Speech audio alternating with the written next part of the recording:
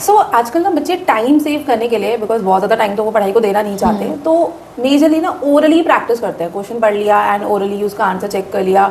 Even numerical से बच्चे orally कर लेते हैं। तो क्या ये सही अप्रोच है? क्या इससे एक्चुअली में टाइम सेव हो रहा है कि हम 1 घंटे में जहाँ शायद लिख कर हम 10 क्वेश्चन करते हैं वो ओरली 50 क्वेश्चन कर रहे हैं, या फिर ये एक्चुअल में टाइम से ना वेस्ट हो रहा है?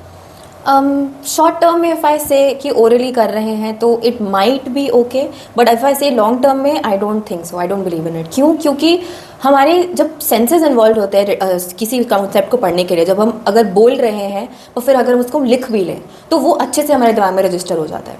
सो आई वुड रिकमेंड दैट हम पढ़ें भी, बोलें भी, लिखें भी।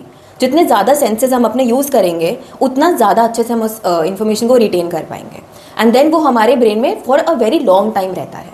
राइट। तो लिखने से रिटेंशन भी स्ट्रांग होती है, प्लस ऑब्वियसली आई फील कि आपने जब एक बार किया और आपने उसको लिख लिया है तो it stage with you. Yes. तो नेक्स्ट टाइम ऑब्वियसली हर बच्चे को रिवाइज तो करना ही पड़ता है, तो वो रिवीजन के टाइम भी बहुत यूजफुल होता है। बिल्कुल बिल्कुल बिल्कुल। इवन आई रिमेंबर समटाइम्स जब मैं क्योंकि मैं खुद लिख लिख के याद करने वाली इंसान हूँ, तो जब मैं लिखती थी तो मुझे ऑटोमेटिकली वो एक वर्ड भी एज अ क्यू वर्क करता था मेरे लिए कि ओके नेक्स्ट इज दिस, कि इसके बाद ये पॉइंट मुझे रिपीट करना है या समझाना है।